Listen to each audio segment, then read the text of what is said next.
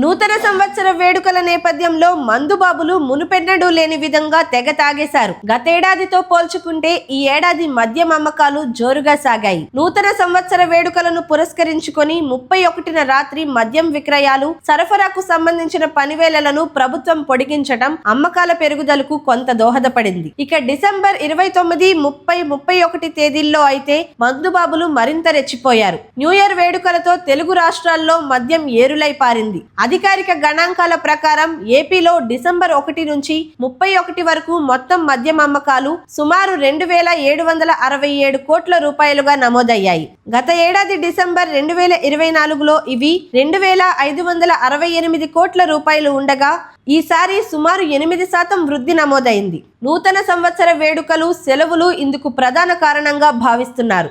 జిల్లాల వారీగా చూస్తే విశాఖపట్నం జిల్లా డిసెంబర్ నెలలో అత్యధికంగా 178.6 కోట్ల రూపాయల అమ్మకాలతో అగ్రస్థానంలో నిలిచింది. తర్వాత తిరుపతి జిల్లా 169.4 కోట్ల రూపాయలు, ఎన్టీఆర్ జిల్లా 155.4 కోట్ల రూపాయల అమ్మకాలతో ముందంజలో ఉన్నాయి.